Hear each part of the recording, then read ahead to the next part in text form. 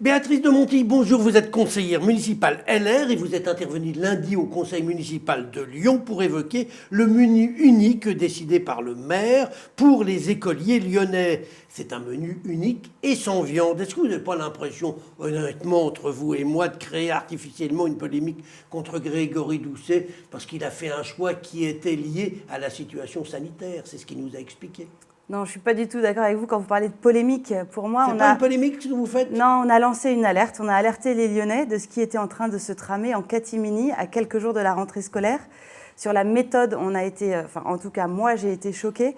C'est-à-dire qu'on a découvert au hasard d'un mail envoyé par Stéphanie Léger, adjointe à l'éducation, qu'en effet, à partir de lundi, de façon complètement unilatérale, les menus des enfants lyonnais allaient être bouleversés.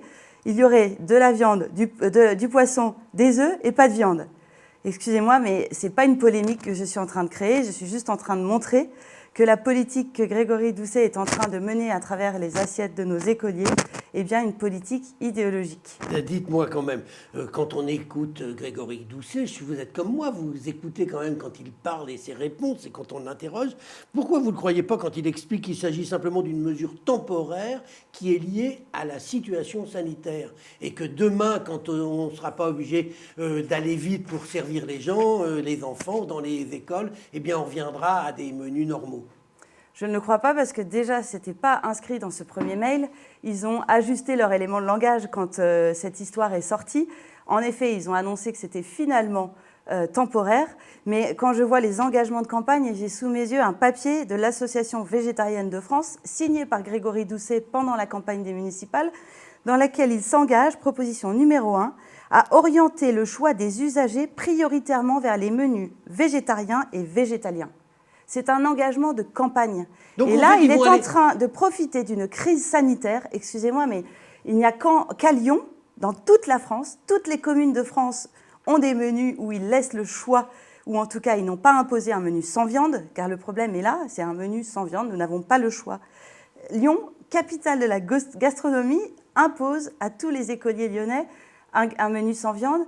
Et quand on voit les engagements de campagne, excusez-moi, mais on ne peut pas être naïf. On sait très bien que Grégory Doucet est en train de satisfaire une grosse partie de son électorat. En fait, il va aller plus loin. Là, c'est sans viande. Vous avez parlé de végétarien, mais demain, ça va même peut-être être végétalien.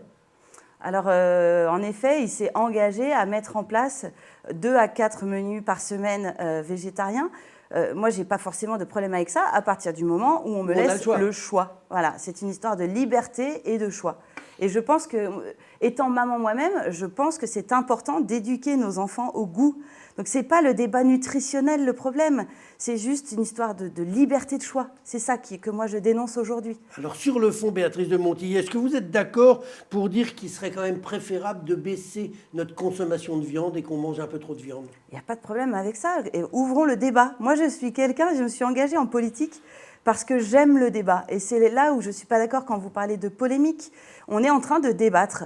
Nous, on a alerté et les Lyonnais ont le droit à la parole. D'ailleurs, dans les sondages qui sortent, les Lyonnais ne comprennent pas cette décision de Grégory Doucet. Aujourd'hui, ils s'entêtent. Il y a des associations de parents d'élèves qui ont saisi la justice. Le ministre de l'Agriculture, ça a pris une ampleur nationale. Mais revenons sur Lyon. Moi, je défends la position des enfants lyonnais. Vraiment, je suis là pour ça et j'aime le débat. C'est la raison pour laquelle j'ai accepté avec grande joie votre invitation. Dites-moi, Béatrice de Montilly, vous parlez de débat.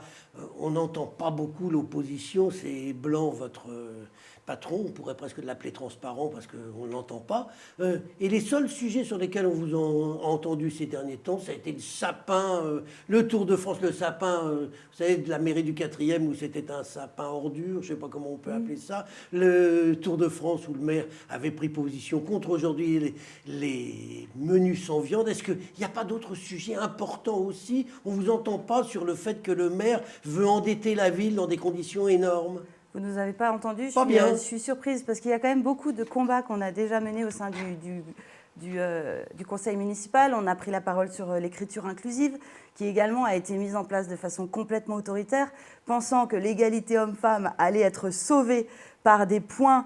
Il y a même des personnes qui ne savent pas ce que c'est que cette écriture inclusive. On met des points à l'intérieur des mots pour défendre les femmes. Excusez-moi, je suis là dans une posture de femme cette fois-ci.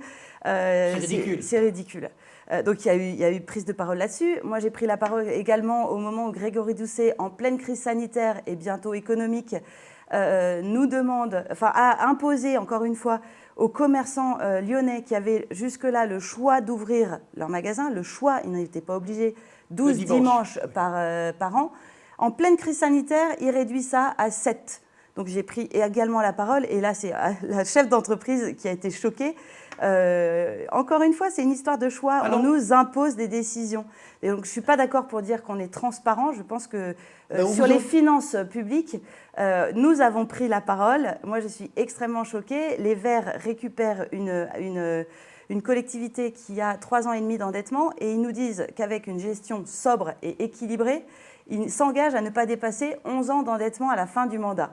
Je trouve ça étonnant comme gestion sobre et équilibrée. Alors, on a effectivement l'impression de ne pas beaucoup vous entendre. Vous parlez et on ne vous entend pas. Invitez-moi plus souvent. Mais est-ce que ce n'est pas aussi parce que vous avez perdu toute crédibilité depuis que vous vous êtes pour le deuxième tour allié à votre ennemi de toujours, Gérard Collomb? Hier, c'était votre ennemi, vous le combattiez. Il incarnait tout ce qu'il y avait de mauvais dans la gestion de la ville. Et entre les deux tours, eh ben, vous allez quasi vous paxer avec lui pour essayer de sauver ce qui peut l'être. C'est ridicule. Je suis contente que vous reveniez sur cet épisode qui n'a pas été facile pour nos équipes. Nous, on était une équipe soudée avec Étienne Blanc. On a fait une campagne qui a été remarquée, qui était innovante, qui était puissante. Étienne Blanc a fédéré beaucoup de nouveaux talents autour de lui. L'alliance s'est faite au niveau métropolitain. Gérard Collomb et François-Noël Buffet ont décidé que pour parer l'extrême gauche, qui de son côté était en train de s'allier avec les Verts. Parce qu'on a beaucoup parlé de notre alliance, mais on a peu parlé de l'alliance. Et la défaite aurait dit Churchill. En tout cas, on a peu parlé de l'alliance des Verts avec l'extrême gauche, on a parlé que de l'alliance de la droite avec Gérard Collomb. Nous, face à et c'est tout ce qui se passe en ce moment, nous, on était inquiets de voir la ville entre les mains de personnes. Vous regrettez aujourd'hui cette alliance ridicule ? Je peux vous dire que non, je ne regrette pas cette alliance. Je trouve que Étienne Blanc s'est retiré de cette alliance avec beaucoup d'élégance et aujourd'hui, nous remplissons notre rôle d'opposition à la mairie. Je peux vous dire que nous sommes sur tous les dossiers et nous sommes impliqués, investis. Eh bien, on va voir dans les mois qui viennent les nouveaux sujets dont vous allez parler. Là, aujourd'hui, c'était les menus sans viande et vous êtes parfaitement exprimée. Béatrice de Monti, je vous remercie. Merci Gérard Angel.